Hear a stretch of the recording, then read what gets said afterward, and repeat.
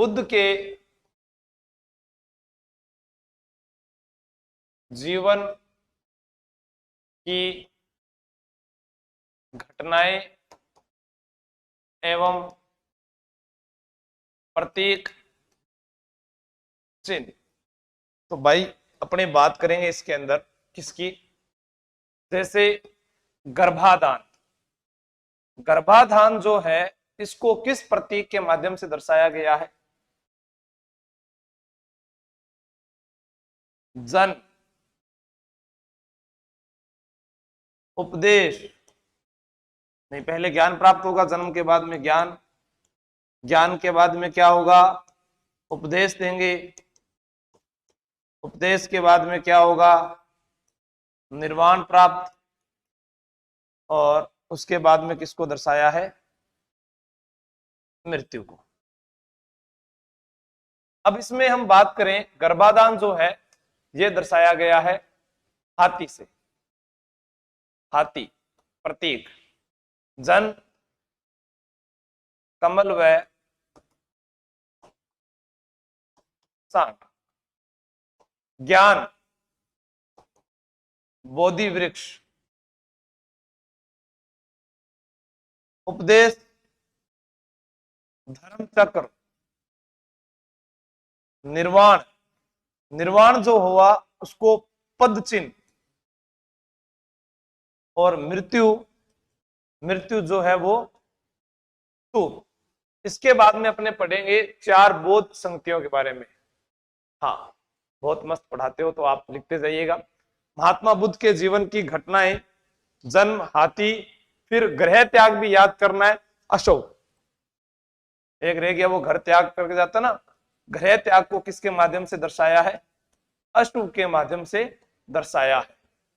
हाँ क्या बात चली नहीं क्या अभी? है ठीक है,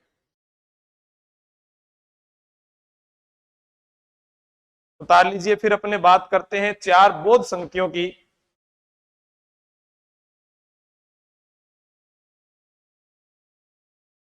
पहली बोध संगति थी जिसमें उपाली ने जीवन से संबंधित नियमों के बारे में बताया था। कमेंट करो आप, यहां से कोई कमेंट करो, चलो।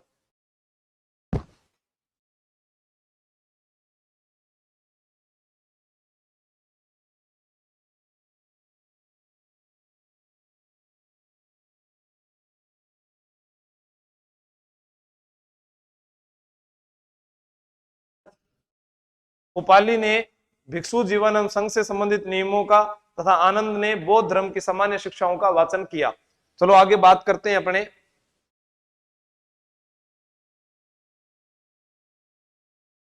चार बौद्ध संगीतियां जो है इनके बारे में अध्ययन करेंगे। अब चार बौद्ध संगीतियां हैं, इनमें हम पढ़ते हैं प्रथम बौद्ध संगीति 483 ईसा पूर्व।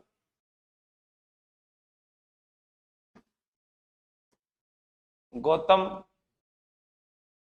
बुद्ध के निर्वाण के बाद। ये हुई कहां थी? राज है वैशाली का, पाटलिपुत्र के कुंडनवल कश्मीर में। आप सभी याद कर सकते हैं, राजगृह है, वैशाली है, पाटलिपुत्र है, कुंडनवल कश्मीर है।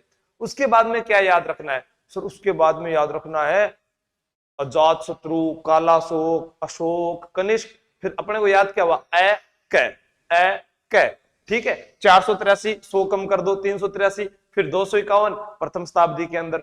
इनमें क्या है कि इनमें जो अध्यक्ष हैं वो भी पूछे जा सकते हैं, जैसे महाकश्यप है, शाप कमीर है, मोगलीपुत्तिस है, वसुमित्र, अशोक घोष है, तो उनके बारे में भी ध्यान होना चाहिए। तो अपने बात करते हैं यहां पर प्रथम बौद्ध समिति के समय शासक अजात शत्रु। अजात शत्रु जो है वो हर्यक वंश के शासक हैं।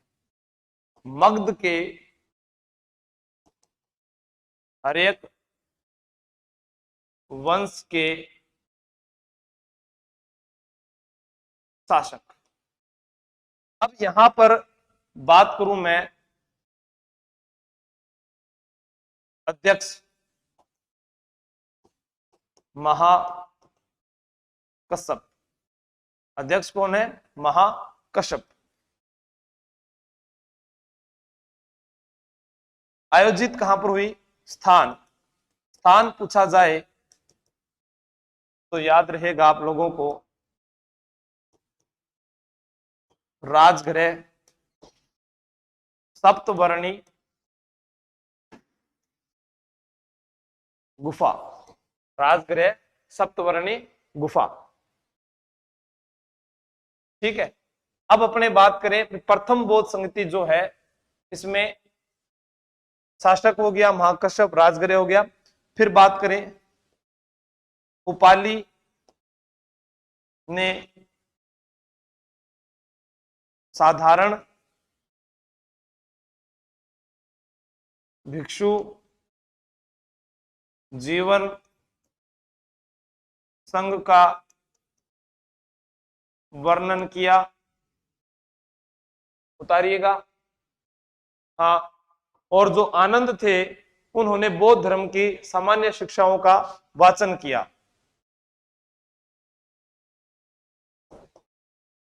आनंद ने बौद्ध धर्म की सामान्य शिक्षाओं का वाचन किया। बाकी आगे लिखेंगे, एक बार उतारिएगा इसको। प्रथम बौद्ध संगति के अंदर विनय पिटक और सुत्त पिटक के बारे में बताएंगे।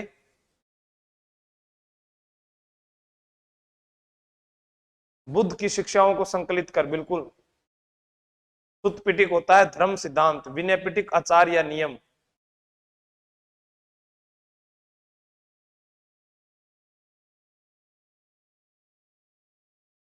प्रथम बौद्ध संगति में 500 भिक्षु भी थे, इसलिए इसे पंच शतिका भी कहा जाता है।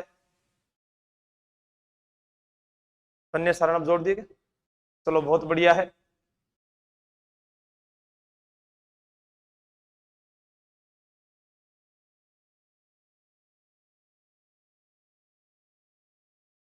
उतार लिया।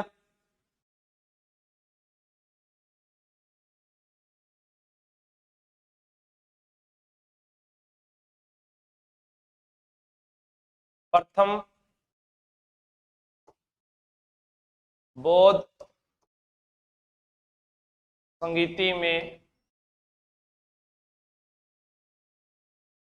500 भिक्षु थे, इसलिए इसे पंच शतिका भी कहा जाता है। पंच शतिका भी कहा जाता है। फिर प्रश्न आता है बौद्ध धर्म की बौद्ध धर्म की क्या, बुद्ध की शिक्षाओं को संकलित कर इन्हें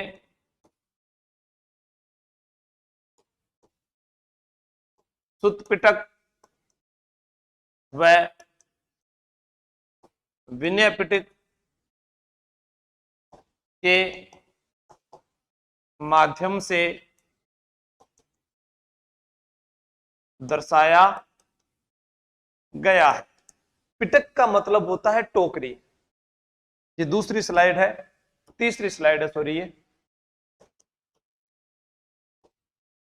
पिटक का शाब्दिक अर्थ क्या होता है? टोकरी।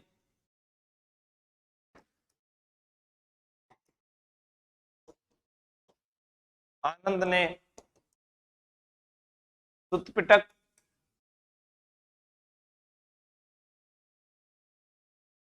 उपाली ने विनय पिटक, विनय पिटक यानी नियम आचरण, नियम आचरण, और सुत पिटक यानी धर्म संहिता। उतारो।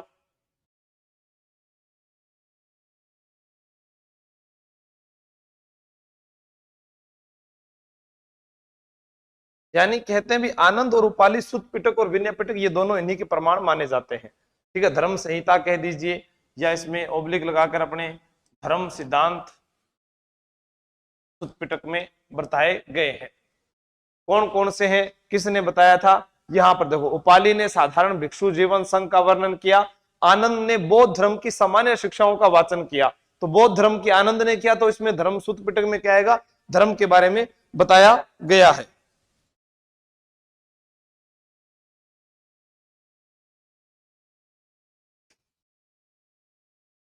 उतारो।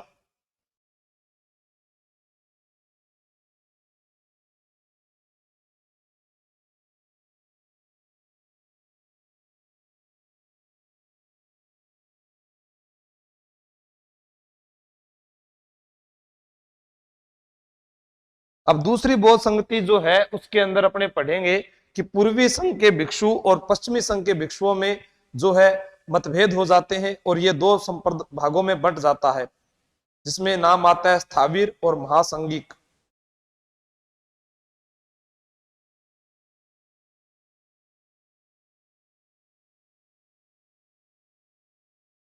आगे पढ़ते हैं।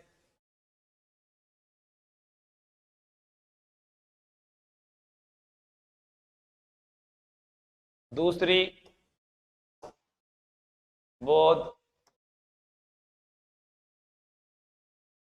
संगीति 383 ईसा पूर्व बुद्ध के निर्वाण के 2 वर्ष बाद, फिर वही बात करेंगे किसके समय हुई, तो शासक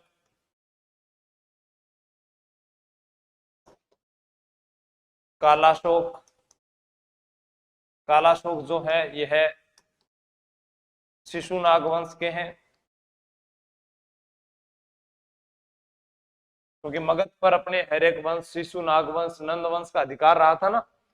उसके बाद में अध्यक्ष, अध्यक्ष यहां पर रहेंगे साब कमीर। कौन रहेंगे? साब कमीर, अध्यक्ष साब कमीर। स्थान चुलवग, वैसे ये स्थान पूरा चुलवग नहीं मिलता अपने को, यही मिलेगा वैशाली। क्या मिलेगा? वैशाली। वैशाली ही आपको याद रखना है। अब क्या है, द्वितीय बौद्ध संगीति जो थी इसके अंदर स्थाविर और महासंघिक दो भागों में बंटे थे। कारण क्या था? पूर्वी बौद्ध भिक्षु और पश्चिमी बौद्ध भिक्षु जो थे उनमें विनय यानी नियमों को लेकर आपस में मतभेद हो गया और ये दो भागों में बंट गया। अब पूर्वी बौद्ध भिक्षु कहाँ के थे, पश्चिमी बौद्ध भिक्षु कहाँ के थे? कौशाम्बी, अवंती, पाटलिपुत्र, यहाँ के रहने वाले बौद्ध भिक्षुओं की बात की जा रही है। स्लाइड देख लो आप यहाँ पर कौन सी है। ठीक है। पूर्वी बौद्ध भिक्षु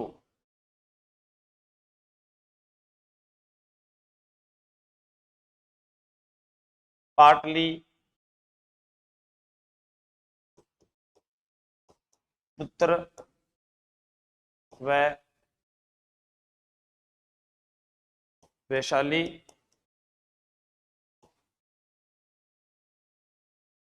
तथा पश्चिमी बौद्ध भिक्षु कौशाम्बी व अवंती।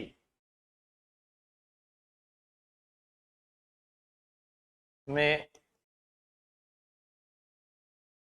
विनय यानी नियम, विनय को लेकर आपस में मतभेद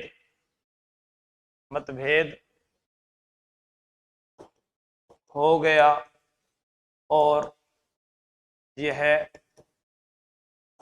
स्थाविर तथा महासंघिक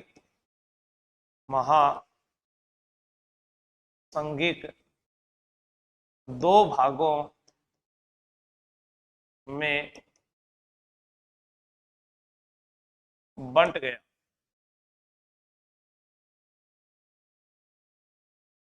महासंघिक दो भागों में बंट गया,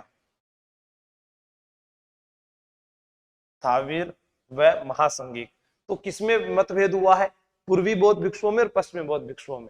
ठीक है, उतारिएगा। द्वितीय बौद्ध संगति जो है 383 ईसा पूर्व कालाशोक के समय शाब कमीर यहाँ पर संगति का अध्यक्ष रहा था। स्थान हमने बात की। ठीक है, पाटलिपुत्र और वैशाली।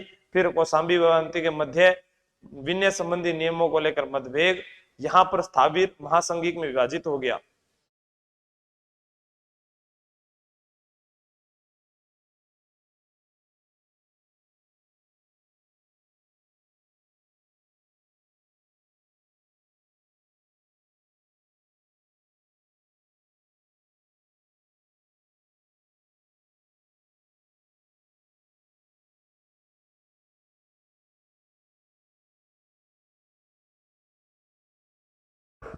स्थाविर को थेरवादी भी बोलते हैं, जो बौद्ध धर्म का सबसे प्राचीन संप्रदाय है, जिनकी प्रधान पीठ कश्मीर में थी।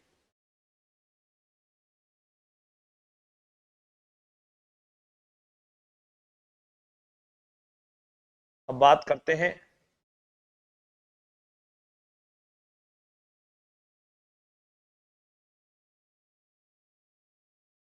उतार लिया।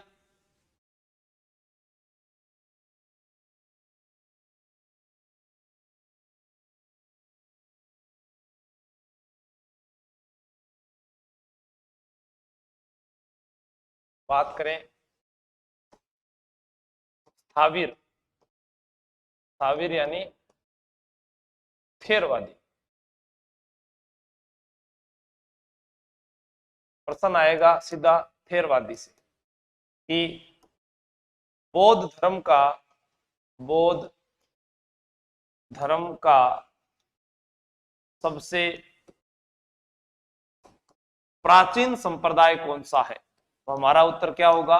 सबसे प्राचीन संप्रदाय तो थेरवादी है। और इसकी जो प्रधान पीठ है वो कहां थी? प्रधान पीठ वो कहां है? कश्मीर में। अब इसको चलाने वाला कौन था? यानी इसके जो संस्थापक हैं अपने बात करें, संस्थापक अपने बात करें तो यहां पर नाम आएगा महाकचायन। यह अवंती निवासी है। इनके द्वारा ये संप्रदाय जो चलाया गया, इसमें क्या है? थेरवादी में बौद्ध धर्म के परंपरागत नियमों को अपनाया गया। बौद्ध धर्म के परंपरागत नियमों को अपनाया गया। अब क्या होता है कि जो महासंघिक है, जिसमें अपने बात करें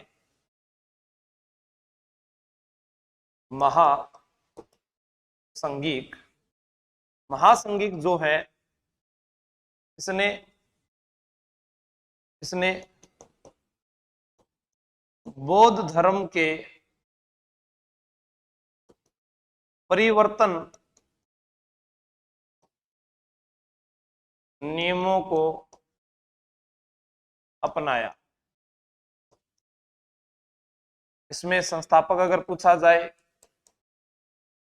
तो आप बता देना महाकश्यप। और प्रधान पीठ इसकी मगध हुआ करती थी। प्रधान, बहुत ही शक्तिशाली केंद्र था ये मगध। प्रधान पीठ क्या है? मगध। ठीक है, उतार लो। महासंगिक, तो महासंगिक जो है इसकी प्रधान पीठ कहां पर है? परिवर्तन के साथ परंपरागत विनय को स्वीकार किया था, मगध था।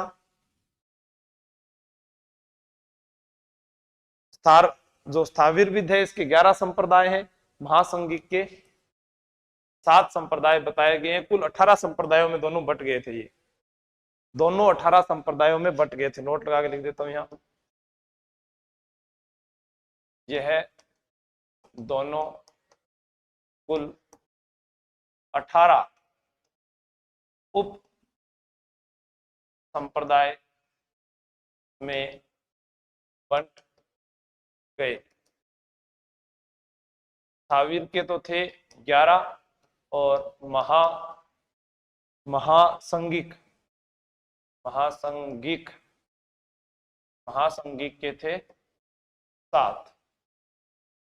उतारिए, फिर तीसरी बोध संगति के ऊपर चलते हैं।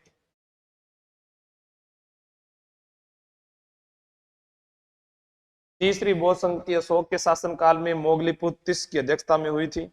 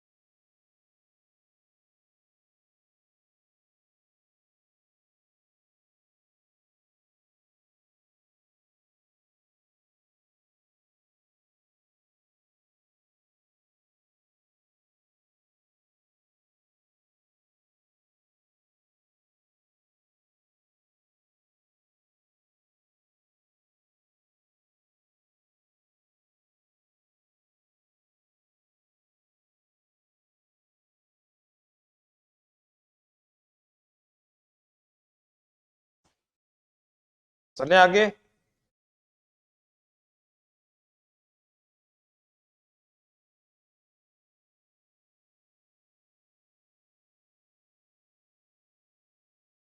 तीसरी बौद्ध संगति पाटलिपुत्र जो है मगध की राजधानी, वहां पर हुई थी।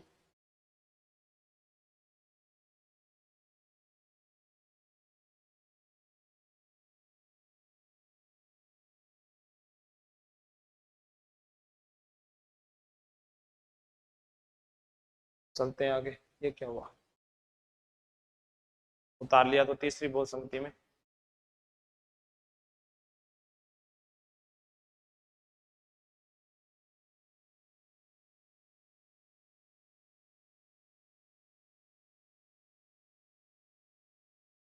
तीसरी बौद्ध संगीति, तीसरी बौद्ध संगीति जो है यह हुई 251 ईसा पूर्व।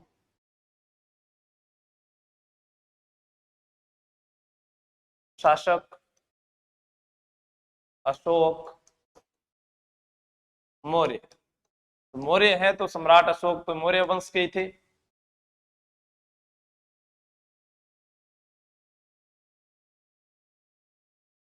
अध्यक्ष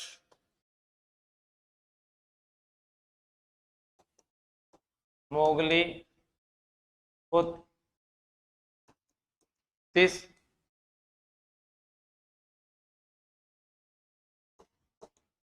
स्थान पाटलिपुत्र किसकी राजधानी थी? कमेंट करके जरा बताइएगा। इस में तीसरे पिटक अधिधम अधिधम पिटक को जोड़ा गया, अधिधम पिटक को जोड़ा गया। प्रश्न इसमें तीसरे पिटक अधिधम पिटक को जोड़ा गया। फिर आप बात करें यहां पर इस संगति का उल्लेख एकमात्र भारतीय ग्रंथ सामंता प्रसादिका में मिलता है। फिर चौथी बौद्ध संगति जो कुंडलवन कश्मीर की है। कमेंट नहीं आ रहे भाई, आप लोगों क्या कर रहे हो, आप बताओ। सामंत पासादिका में मिलता है, जो 5वीं शताब्दी में बुद्ध घोष द्वारा रचित है। ये भी लिख दो आगे, जो 5वीं शताब्दी में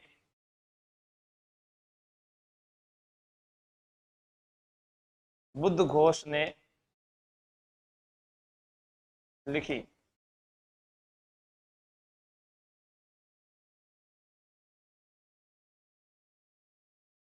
अधिदम पिटक से संबंधित कथा वस्तु का संकलन इसमें किया गया है।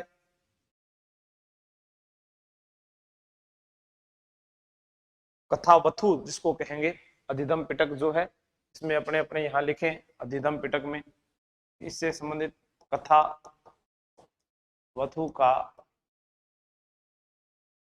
संकलन कर लिया। तो आगे चले चौथी बौद्ध संगति की ओर, जो अंतिम बौद्ध संगति है कनिष्क के समय अशोक घोष की अध्यक्षता में, सॉरी वसुमित्र की अध्यक्षता में अशोक घोष उपाध्यक्ष थे।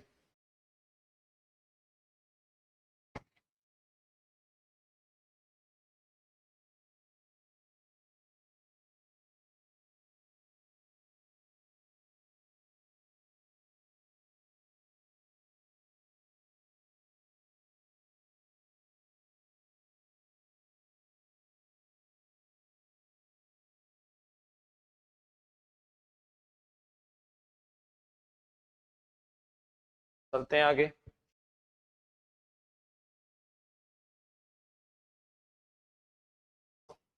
चतुर्थ बौद्ध संगीति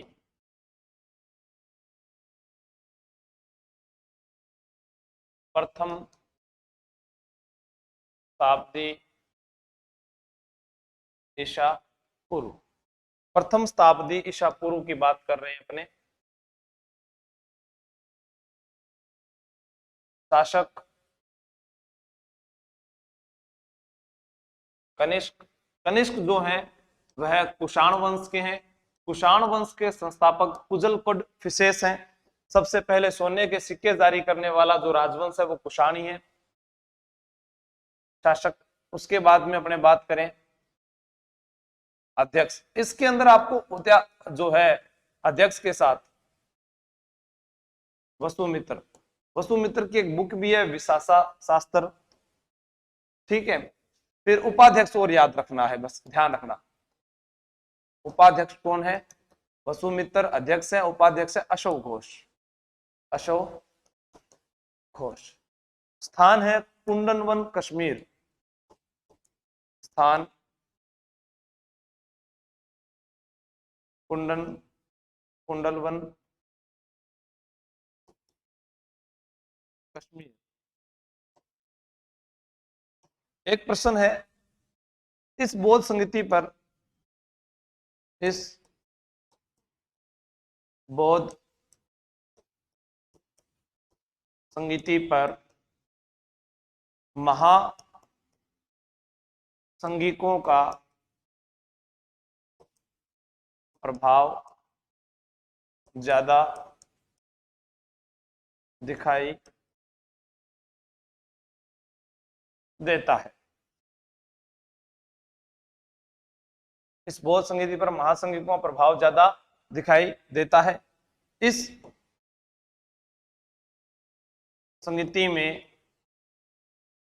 बौद्ध धर्म हीनयान व महायान शाखा में बट गया। बौद्ध धर्म हीनयान व महायान शाखा में बंट गया। तो उतारिएगा चतुर्थ बोध संगति, विभाषा शास्त्र पुस्तक है वसुमित्र की। पाटलिपुत्र जो यहां पर मैंने पूछा था प्रश्न, ये इस मगध की राजधानी थी।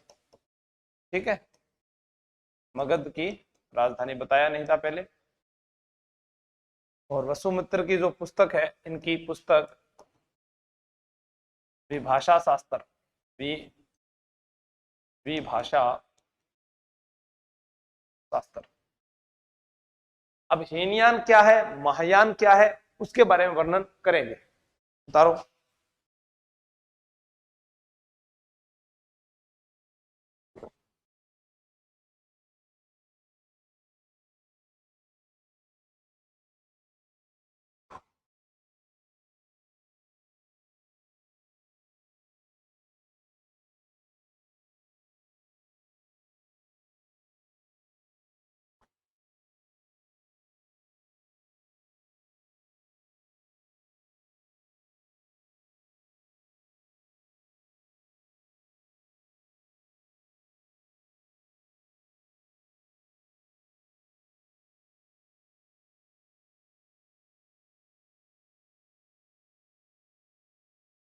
हीनयान वाले जो है वो बुद्ध को एक महापुरुष मानते हैं, भगवान नहीं।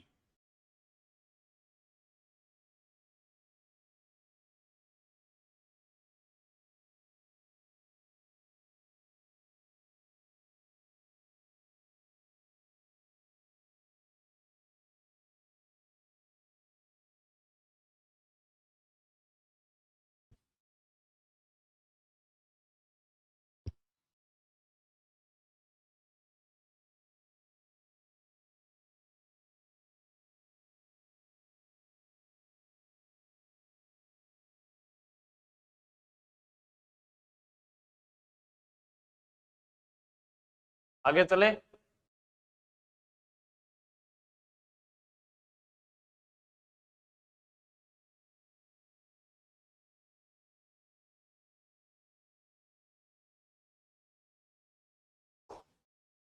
हीनयान शाखा।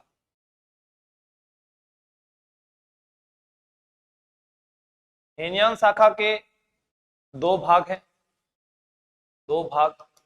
पहला है वैभाषिक और दूसरा है तो प्रांतिक।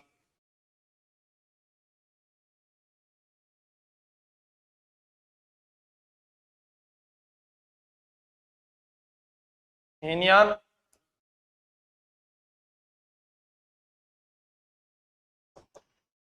बुद्ध को महापुरुष मानते हैं, भगवान नहीं। यह मूर्ति पूजा व भक्ति पर विश्वास नहीं करते।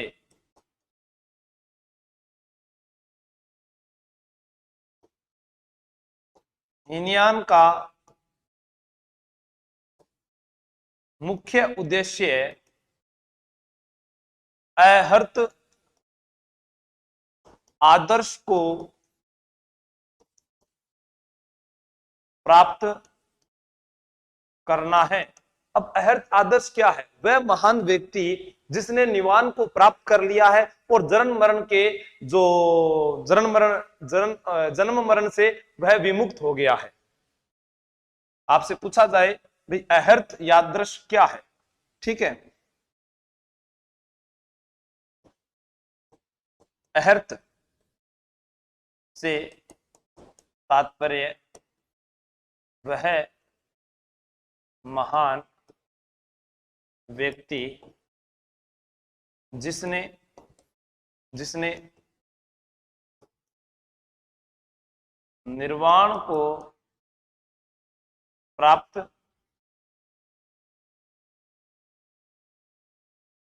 कर लिया है और वह जन्म मरण से विमुक्त विमुक्त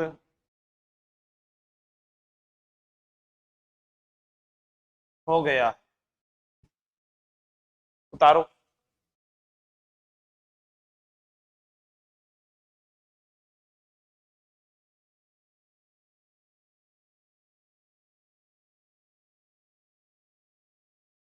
निर्वाण के लक्ष्य की प्राप्ति जो है वो ज्ञान और प्रज्ञा द्वारा ही संभव है।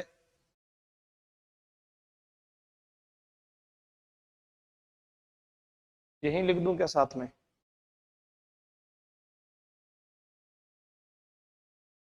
निर्वाण के लिए संन्यास आवश्यक है, ध्यान रखना। निर्वाण के लिए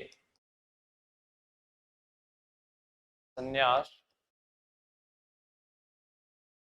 आवश्यक। इतनी बातें तो बहुत हैं याद करने के लिए। बाकी वैभाषिक मत की उत्पत्ति कश्मीर में हुई।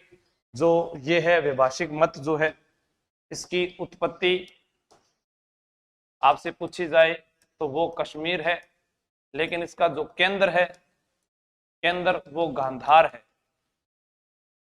गांधार, गांधार। हाँ, आगे चलते हैं, अपने बात करते हैं अब जो महायान, महायान है, इसकी स्थापना नागार्जुन ने की थी।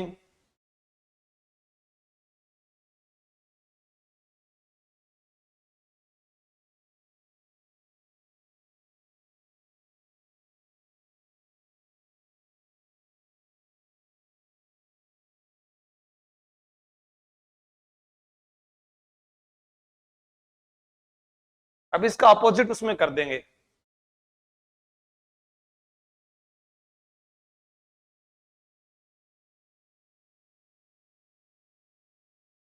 महायान, महायान जो है इसका शाब्दिक अर्थ है उत्कृष्ट मार्ग।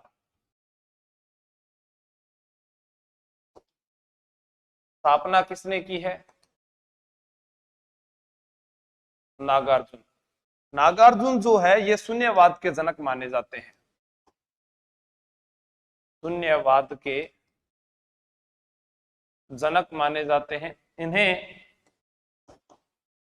भारत का आइंस्टीन कहते हैं, भारत का आइंस्टीन कहा जाता है। महायान शाखा जो है इसका उदय उदय आंध्र प्रदेश में हुआ। उदय कहां पर हुआ? आंध्र प्रदेश में हुआ। बुद्ध को ईश्वर के रूप में माना है।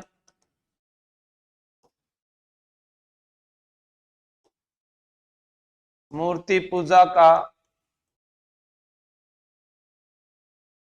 प्रचलन है।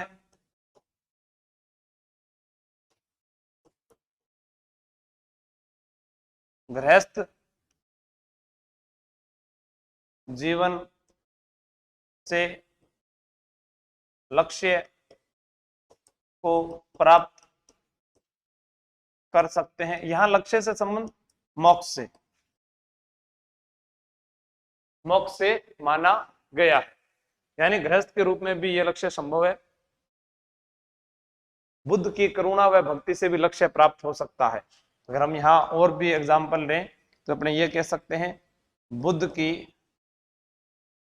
करुणा व भक्ति से लक्ष्य प्राप्त। लक्ष्य प्राप्त यानी मोक्ष जो भी है वो घर रहकर भी आप प्राप्त कर सकते हैं। यह महायान के अंदर माना गया है। महायान का उदय आंध्र प्रदेश में हुआ था। इसमें महायान पर सेवा पर जोर दिया गया है।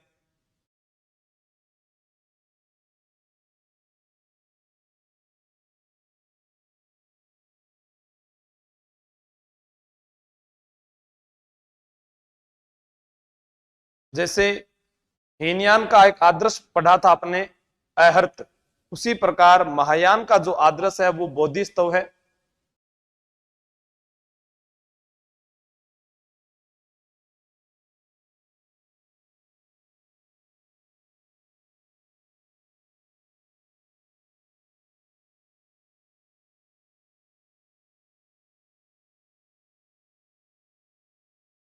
महायान का आदर्श, इनका आदर्श क्या है? बोधिसत्व। अब बोधिसत्व क्या होता है? बोधिसत्व जो है वह, अपने बात करें बोधिसत्व, जैसे मैं आपको कहूं, क्या कहूं, बोधिसत्व समझाना, अभी एक मिनट रुको। बोधिसत्व जो है उसका मतलब है परोपकार से प्रमाणित। बोधिसत्व परोपकार को प्रमाणित करता है।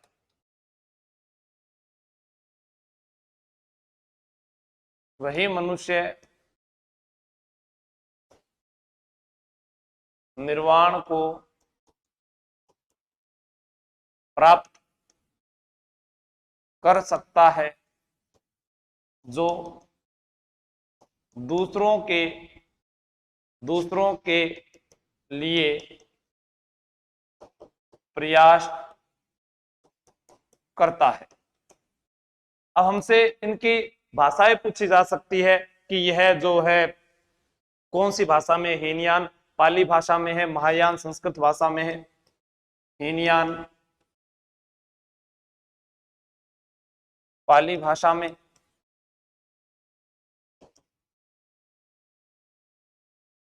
महायान संस्कृत भाषा में।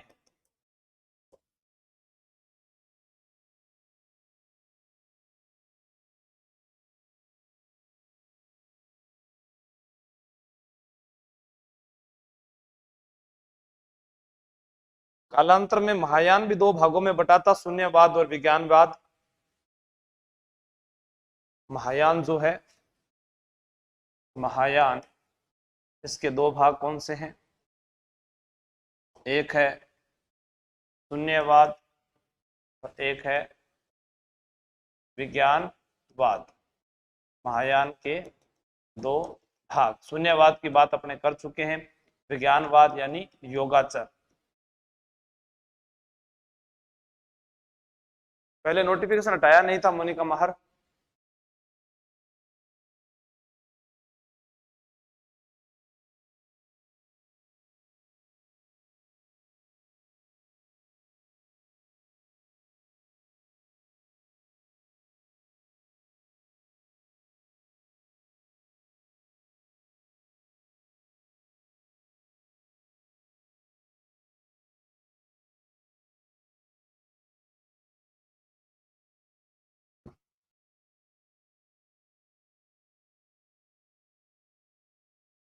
अब बात करते हैं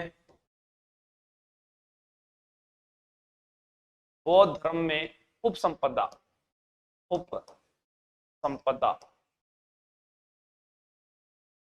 बौद्ध धर्म में प्रवेश लेना।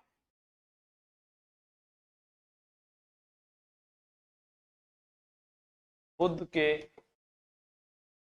जीवन की प्रमुख शिष्या व स्त्रियां जो उनसे जुड़ी हुई है, यशोधरा,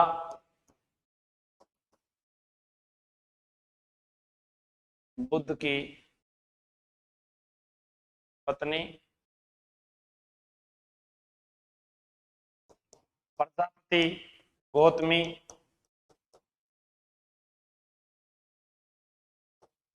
बुद्ध का पालन पोषण करने वाली, पालन पोषण करने वाली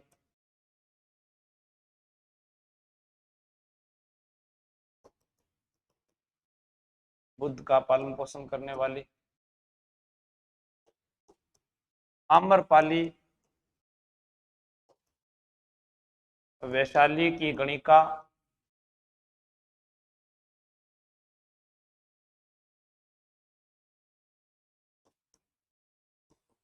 खेमा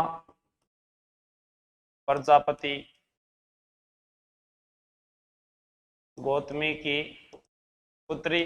यानी यह वह महिलाएं हैं जो बुद्ध के जन्म, अरे बुद्ध से जीवन की प्रमुख शिष्याएं व उनके स्त्रियां।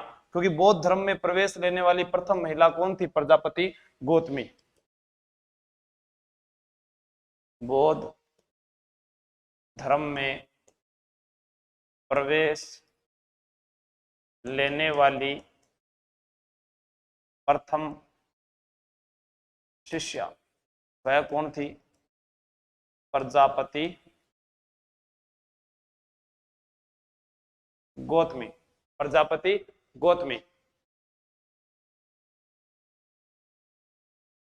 तो पुत्री का नाम यहां पर नंदा होगा, ये सही कर लेना आप, नंदा। खेमा तो जो है वह मगध नरेश बिंबिसार की पत्नी है। प्रजापति गौतमी बुद्ध का पालन पोषण करने वाली होगी, मौसी भी बोल सकते हैं। खेमा कौन है? खेमा बिंबिसार की पत्नी है। अब क्या रह गया भाई बौद्ध धर्म में, बताओ। चीन में बौद्ध धर्म का प्रचार धर्मरत्न ने किया।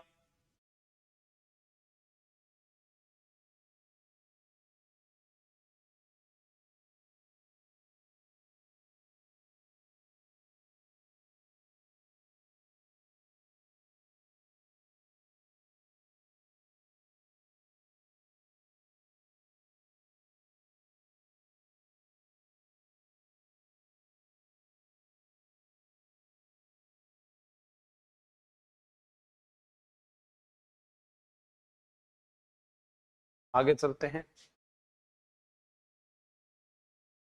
बौद्ध धर्म का प्रचार, बौद्ध धर्म का प्रचार चीन में किसने किया? धर्म रत्न ने। यहां पर शासक थे मिंग ती। 67 ईस्वी या कई जगह आपको 68 ईस्वी भी दिया हो सकता है।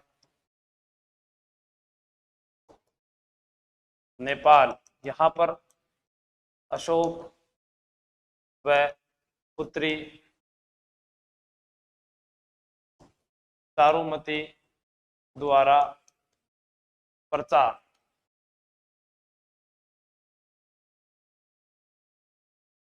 श्रीलंका,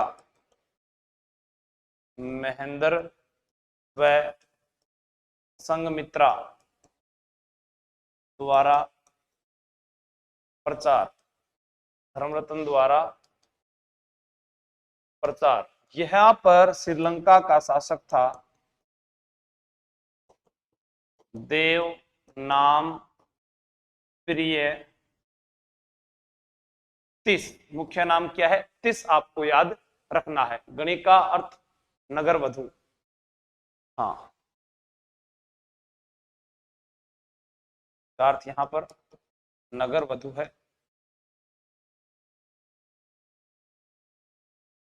उतार लीजिए। वसुबंधु जो है वह भी गए थे।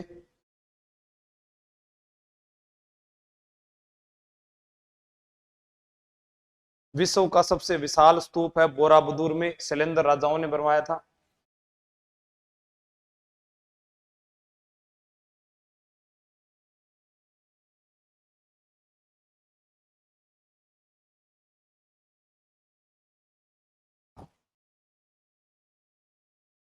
तिब्बत में शांत रक्षित ने किया था प्रचार प्रसार, ये भी लिखो तो। तिब्बत में पूछ ले तो शांत रक्षित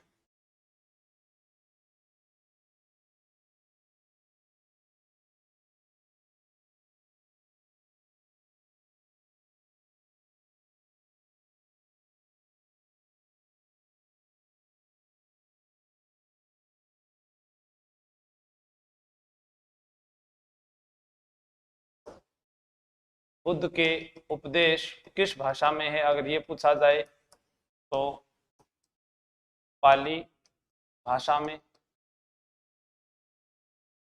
विश्व का सबसे बड़ा स्तूप वह है हमारे पास बोरोबुदुर का स्तूप, जिसका निर्माण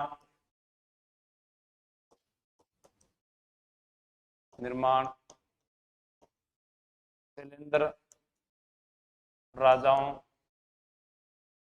द्वारा करवाया गया।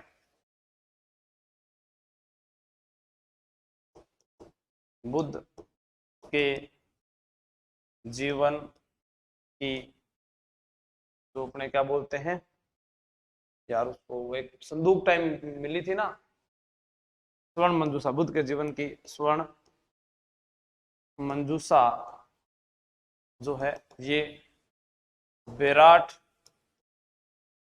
सभ्यता से भी मिली है। अपने कह सकते हैं विराट से बुद्धकालीन अवशेष प्राप्त हुए हैं, बौद्ध कालीन अवशेष प्राप्त हुए हैं, बौद्धकालीन अवशेष प्राप्त हुए हैं।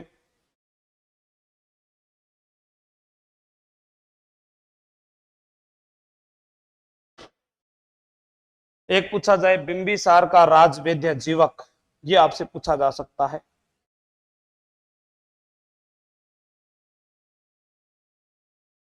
जीवक बिंबिसार का राजवैद्य, ये प्रमुख शिष्यों में थे सारे। आनंद उसका चचेरा भाई था और प्रिय शिष्य था। तो बौद्ध धर्म से जुड़ी हुई सारी जानकारी हमने 3 पार्टों में उनका अध्ययन किया है, और अगला टॉपिक रहेगा अपना जैन धर्म। तब तक के लिए हंसते रहें, मुस्कुराते रहें। वीडियो अच्छा लगा तो शेयर करें। जय हिंद, जय भारत, बेस्ट ऑफ लक।